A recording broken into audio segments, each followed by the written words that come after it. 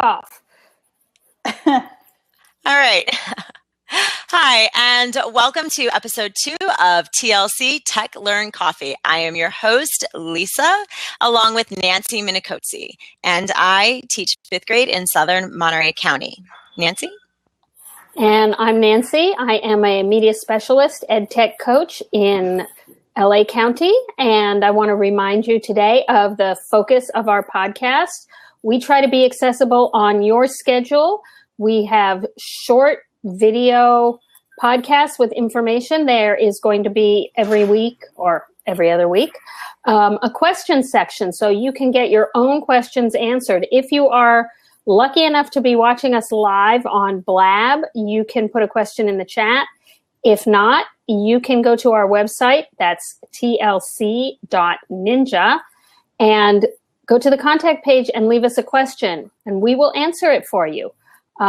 So yeah, we are personalized mobile PD. You guys choose the focus, listen where you want. We will answer. We will answer all your questions. We hope. And we are going to have guests every week, but we're not going to have really big names in education necessarily. We're going to have normal people who aren't well known, because everybody is doing something innovative. We want this to be fun. We want this to be a place where you feel like you can come to be coached, to learn, and maybe have a couple of laughs. They're a lot more, we want to be more accessible than Twitter or maybe tweet chats can be for some people. If you think you're not as techie, you might find those intimidating or confusing, but we want to be accessible for you. So all you have to do is just go to iTunes. And before we introduce our guest tonight, Roland actually left a comment on our website, and he asked us to geek out on coffee because we are Tech Learn Coffee. So, in honor of you, Roland, I actually found this lovely bag, and it's 25% Kona Blue coffee. Very excited to get it going as soon as I can grind it up and start using it. That'll be awesome. Just have to finish up the current bag that I have. So this is our coffee section, and now on to our learning and tech portion of the segment. So tonight we have Tracy Walker. Hey, Tracy. Hello. Who was a LeRoy Finkel Fellowship finalist. Say that 3 times fast. Right. She, along with 4 others, presented their big idea to a packed audience at National Q Conference last month. Tracy, go ahead and tell us a bit about yourself and maybe a little bit about what your big idea is. My name is Tracy Walker. I'm a 6th grade teacher. I teach in Novato, California. I've been teaching 6th grade for 18 years, and one unique thing is I actually teach at the same middle school that I went to as a child. So one of my original teachers is still there, which is pretty awesome. When I first started teaching there was probably like 6 or 7 of my teachers, and it was so weird because I kept wanting to call them Mr. or Mrs. And they're like, no, you can't do that. And that was a pretty cool opportunity and experience to be teaching with people who used to teach me. Oh, that's neat. I didn't know that. Oh yeah, that's my claim to fame, right? Before I talk about my project, one thing I did before I presented is I did a little research on LeRoy Finkel, because I thought if I was applying for as a finalist for something that's in his name, I probably should know a little bit more about him. And one thing I found out that is he was a big guy in Q, one of the beginning people in Q. And one of the things that the quotes that I read about him I really liked, and it was, "I might not always be right, but I am never uncertain." And I really thought that was a really awesome quote. And it definitely gave me insight to what his personality was like. The other thing that cracked me up is says, "If they think they can win me over with food, they're wrong." And he was referring to vendors whose materials were being reviewed by committees he was on. So I think I would have loved to hang out with him. I think he sounds like just a really cool person, and I wish I could have met him. So that sounds like really interesting. Although if anybody wants to win me over with food, just make sure it's chocolate. Are you sure it's not Right, coffee? The same thing. Also coffee. I was gonna that's say. to go with. Yeah. So that's a little bit about what the who LeRoy Finkel was as a person. To give you a little background information on, I decided in December to just apply. I decided, I think, the day before it was due. And when my kids were napping, that's when I did all my work. It was a 2-hour time block, and I just worked my butt off just to get it done and to film something that I'd be okay with putting onto YouTube.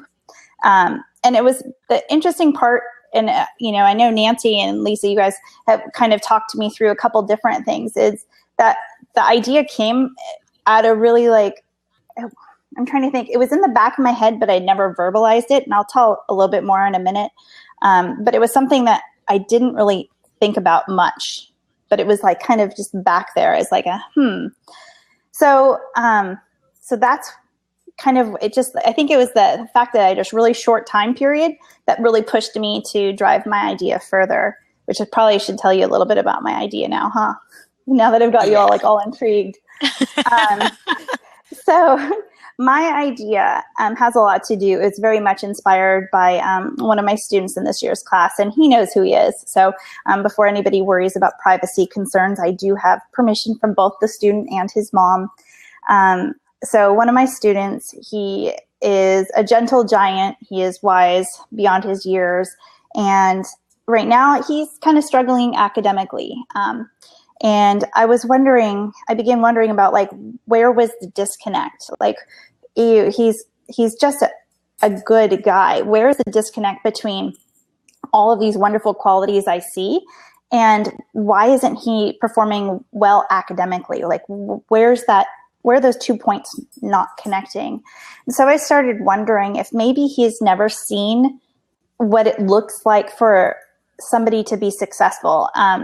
To give you an example, my idea was maybe he's never seen the behind stage, the backstage of learning, of maybe a student who always gets A's. They do a lot of work that you cannot see. Like they might study at home, they might do some kind of websites, they might make flashcards.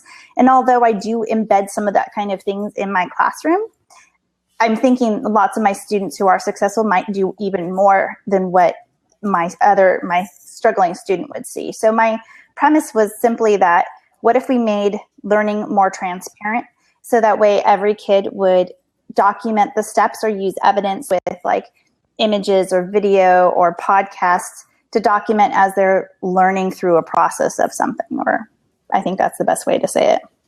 Mm-hmm. So, and what it would look like if you were an end user would be my initial idea was to have students use a collaborative Google Slides document, and every student would have a slide or two, and it would show the variety of steps that it took for them to get from point A all the way to point B. Now, when I mean that, it's not just two things. It's all the little things that we might not think about that we do, but it's really documenting. It would be almost like a diary of a project or of their process. So we could see what happened on day 1, day 2, day 3, any kind of key aha moments that they had or any important struggles. And then this collaborative Google Slides would be looping within our classroom. So that way everybody could see what everybody else was doing and how they were getting there. So maybe a student who, I'm just going to use test as an example because it's a really easy one, is that maybe you, Lisa, are getting straight A's or whatever it is, because in my grade level, it's grade-based, not standards-based.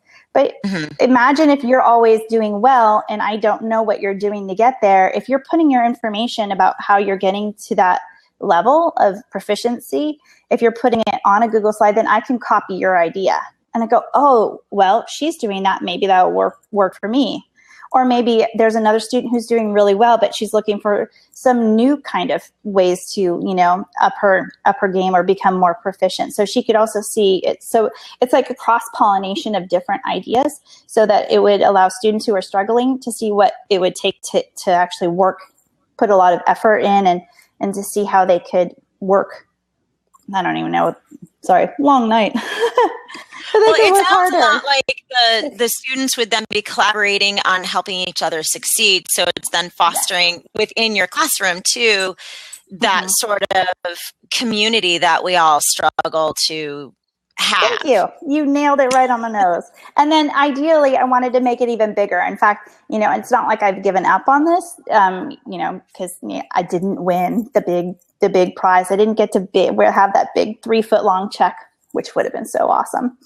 Yeah, but then you would have had to take that onto the plane with you. Okay, so, come on. I teach and then that's extra luggage. No. That's right. You would have had to put it in the closet or something. No, that would have been street cred for my middle school students. They'd be like, "Oh my gosh, you got a huge check." They wouldn't care how much it was for. I got a check, huge check. So ideally, what I was going to do is hopefully open up a YouTube channel also, so that way that people could see our reflections on a global basis and not necessarily just on a classroom basis. So that was my even more grandiose idea, if I had one, is to get the video equipment so that my students could make quality videos. So are you thinking that you're still going to go through this process with the collaborative slideshow and the collaborative aspect of it all? Yes. And will you be posting it as well? Yes. Okay. So I'm waiting for the craziness of open house to finish, which is Wednesday. And I'm also waiting for spring break because we haven't had our spring break yet. Ours is not until coming next week. So yeah, it's been a long haul. So I'm waiting for those two things to kind of finish so I can have a breath and just breathe for a little bit. And then I'm going to start having my students document. And I'm thinking, just because of simplicity, that a test might be the best, just because it's more concrete. And I teach sixth grade, so abstract is really a challenge for them. And I don't want that to be I don't want the thinking part to be the challenge for them yet.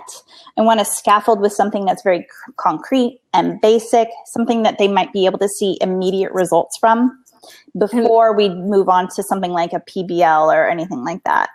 Well, and I think that's great because a test is something that's also very limited in time. And then so it'll be quick and easy and they'll get results right away, like you said, so that they'll be able to see the different strategies that other students are using, and they can try them themselves or see, I didn't want to try that, but she did really well on the test. Maybe I should try her strategy. Maybe I should talk to her and ask her how she did it.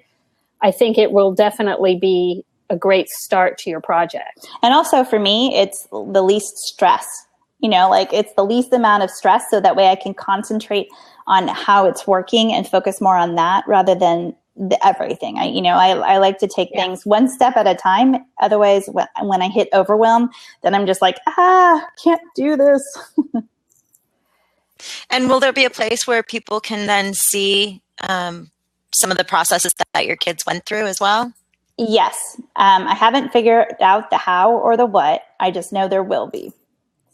So you'll let us know, and we'll be able to share it with our listeners. Yes, definitely. So the first step for me is to get them doing the collaborative presentation.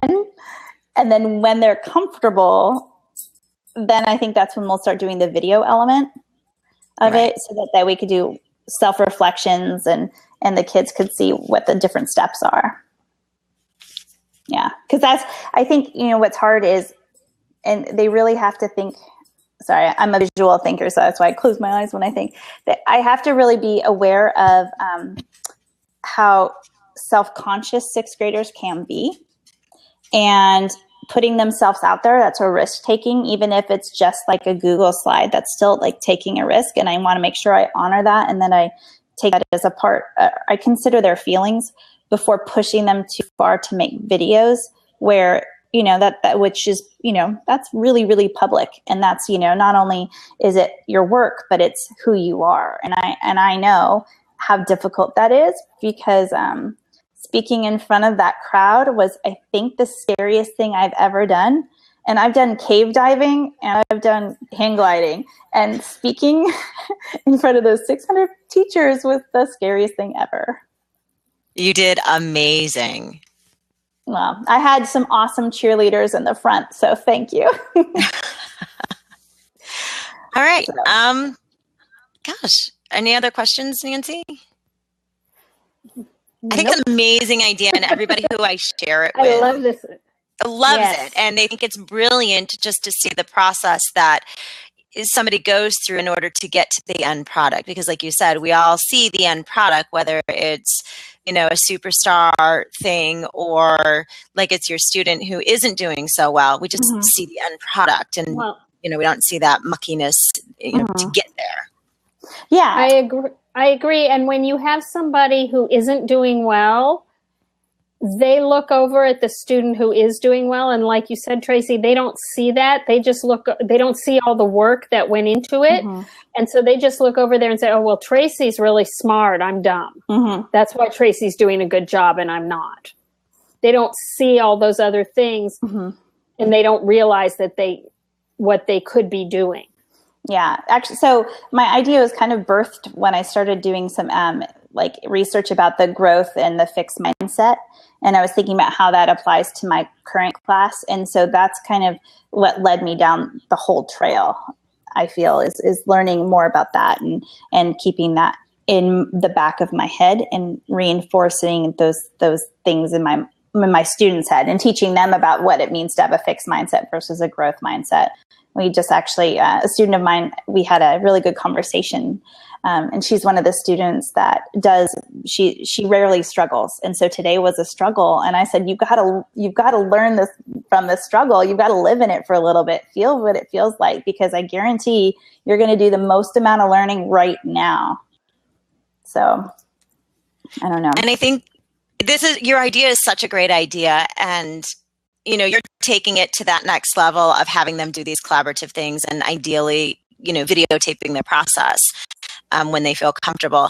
And I think it's an easy thing for other teachers to bring into their classroom as well. Maybe not on the level that you have planned, but the level of, well, you know, Nancy, you got an A on the test, or Nancy, can you tell us, you know, what you did to prepare for the test, and just even talk it out so that, you know, other classrooms and, you know, so you can now inspire, yay, you know, other teachers, you know, they can bring it into their classrooms as well, just through talking it out and, you know, bringing their own little twist to it too, if they'd like. Yeah. That's all. Yeah. And also some good things came out of it. And I mean, well, in the process of coming out of it, which I know I shared a little bit with you guys before, is I had a couple of people tell me that they liked my idea. And so I know that I'm in talks with the gentleman from Iographer to get some of the video equipment for my classroom. And I do know that one of our keynote speakers mentioned that he wanted to connect with me. And I know that he has my contact information right now. So fingers crossed that I hear from him.